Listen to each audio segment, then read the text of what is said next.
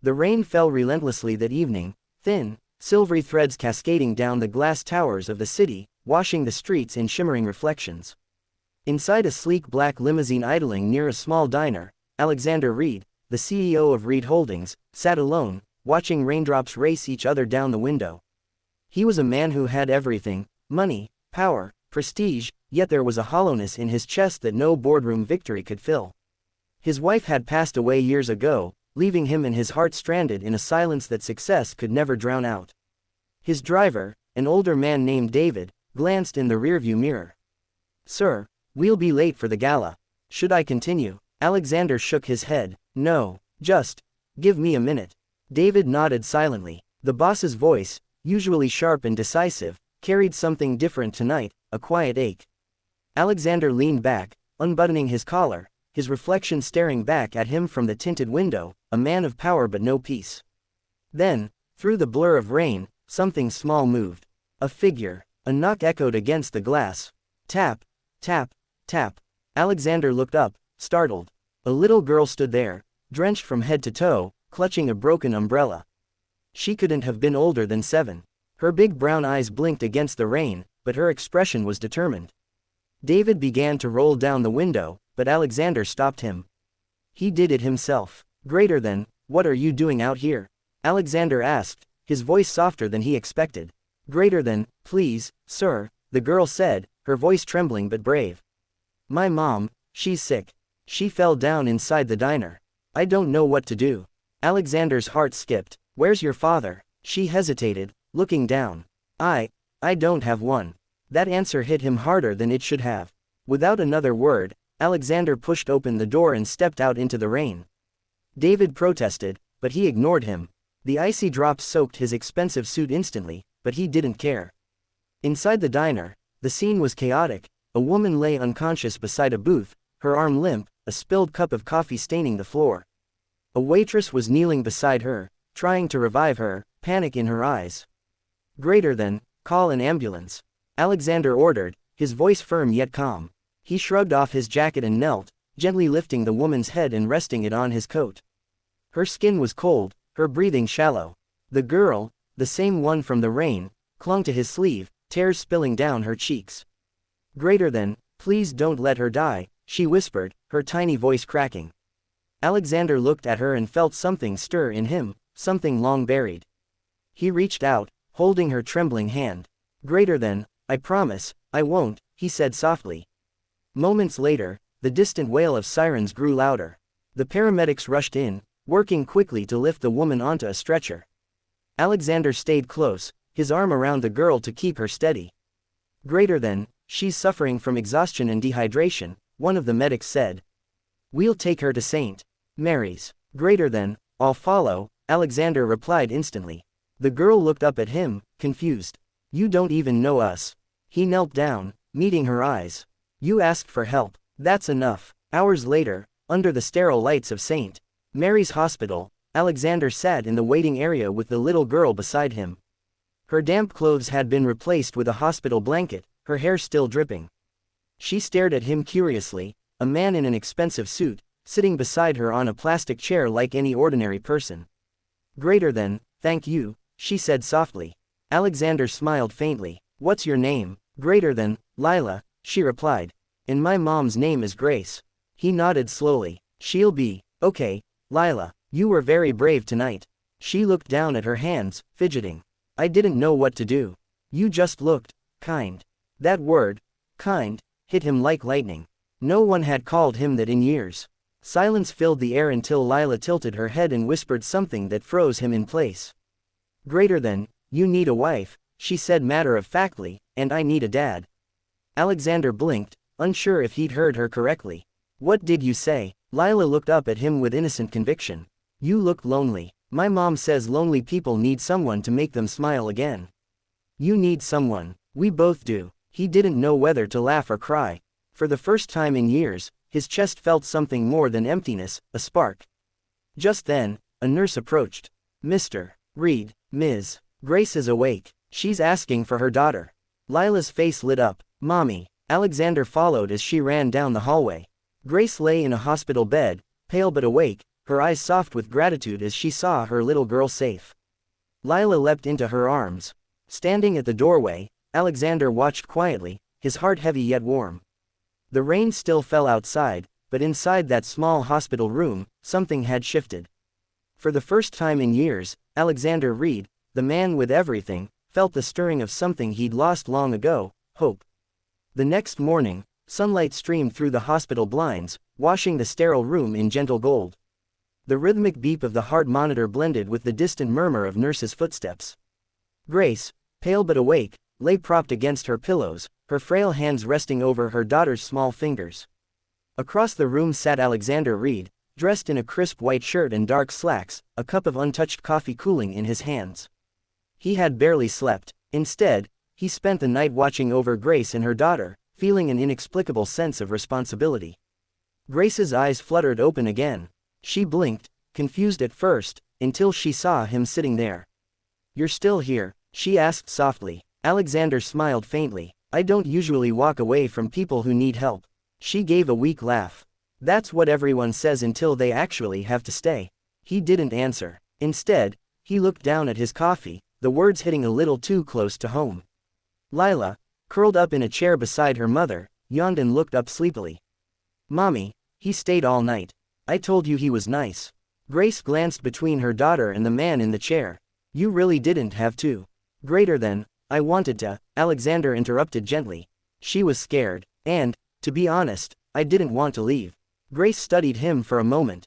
His expensive watch, his commanding presence, and the quiet weight in his eyes, he wasn't just any man. There was something different about him, something both intimidating and kind. "Greater than, you're not a regular customer, are you?"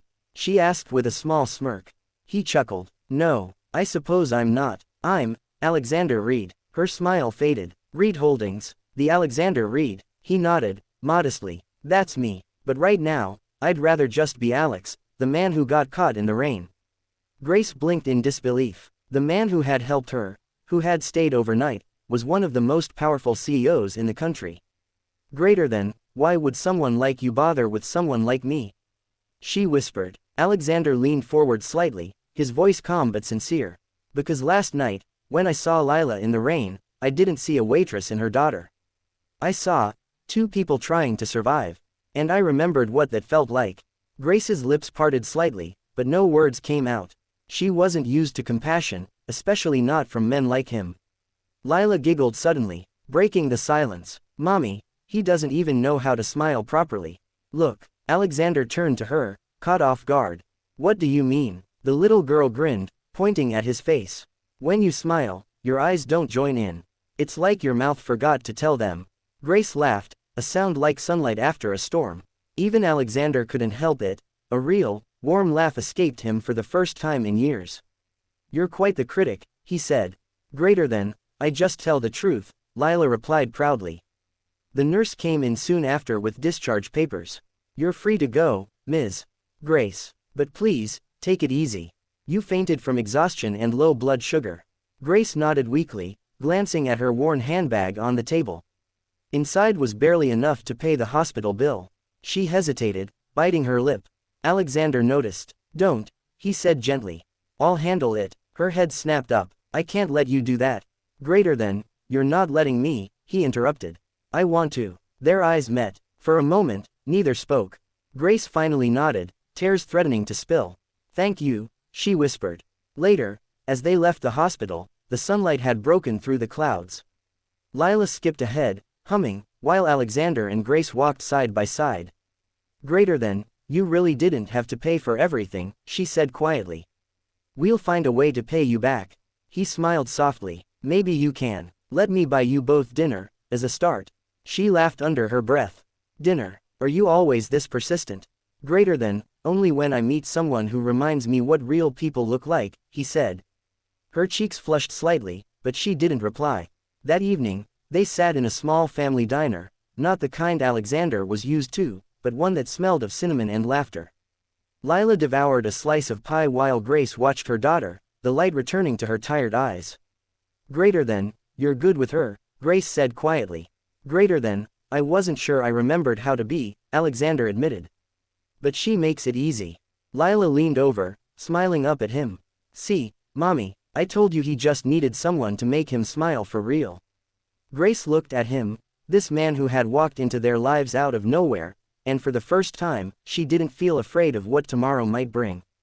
And Alexander, as he watched Grace and Lila laugh together under the golden diner lights, he realized something he hadn't in years. Maybe the family he thought he lost wasn't gone, it had just been waiting for him to find it again. A few weeks passed since that rainy night.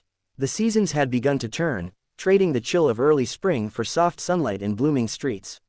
Life, in its quiet way, had begun to change for Alexander Reed, the man who once thought he had everything, except peace. He still ran his billion-dollar empire, attended board meetings, and signed contracts worth millions, but something in him had shifted. He smiled more often, he didn't rush through conversations. His assistant, Maya, noticed first. "Sir, you've been different lately," she said one morning. "More patient, almost human." Alexander chuckled. "Is that supposed to be a compliment?" From me." "Absolutely," she teased. "Does this have anything to do with the waitress and her daughter?" He paused, a rare softness flickering in his eyes. "Maybe." On Saturday, Alexander found himself standing outside a small neighborhood bakery. Through the glass, he could see Grace, laughing as she served pastries to customers. Her apron was dusted with flour, her hair tied back messily, and yet she looked more radiant than any woman at his corporate galas. And beside the counter, drawing with crayons, was Lila, her laughter ringing like bells. When she spotted him through the window, her eyes widened. "Mommy, he's here." Grace looked up, startled but smiling. "Mr. Reed, I didn't think billionaires shopped for cupcakes." Only when they're this good," he said, holding up a small box. "And please, just Alex." Grace wiped her hands and joined him. "You didn't have to come all the way here." "I didn't have to," he said gently. "I wanted to." They shared a moment of silence before Lila ran up, holding out a drawing. "Look, it's us." The picture showed 3 stick figures. One tall man, one woman, and a little girl holding their hands. Above them, in bright purple crayon, were the words, "Ma family." Grace's breath caught. "Lila, I just drew what I feel," Lila said simply, smiling at Alexander. "You make Mommy smile, and you don't look so lonely anymore." Alexander swallowed hard. "You're quite the artist," he said softly, taking the drawing carefully as though it were something sacred. Grace's cheeks warmed. "I'm sorry." She doesn't always filter what she says. "Don't apologize," he replied. "She just says what most of us are too afraid to admit." Over the next few weeks, Alexander visited more often. Sometimes he brought flowers for Grace's counter. Sometimes he helped Lila with homework while her mother worked late. He found peace in their small world, a kind of warmth money could never buy. But not everyone approved. One afternoon, as he left the bakery, a black sedan pulled up. His company's board member, and longtime rival, Richard Harlow stepped out. "You've been hard to reach lately, Alex," Richard said coldly. "Too busy playing house." Alexander's jaw tightened. "What do you want?" "Investors are talking. They don't like this distraction. That waitress doesn't fit your image. You have responsibilities." Alexander's eyes darkened. "My image stopped mattering the day I met people who saw me as more than a CEO." Richard smirked. "Careful, Alex. Feelings make men weak." "No," Alexander said quietly. "They make men real." He walked away, leaving Richard glaring after him. That evening, Grace found Alexander sitting alone in the park, staring at the crayon drawing Lila had made. "Rough day?" she asked gently. He smiled faintly. "You could say that. My company thinks you're a bad influence." She frowned. "Then maybe you should listen to them. You don't need us complicating your life." "Grace," he said, standing up. "Before I met you, I had everything money could buy, and nothing that mattered. You and Lila reminded me what being alive feels like." Tears welled in her eyes. "Alex, I don't belong in your world." "Then I'll leave mine behind," he said, voice breaking slightly. "I'd trade every deal I've made for one more day like this." For a moment, she said nothing. The breeze carried Lila's laughter from the playground nearby. Grace finally stepped closer and whispered, "You don't have to trade anything. You just have to stay."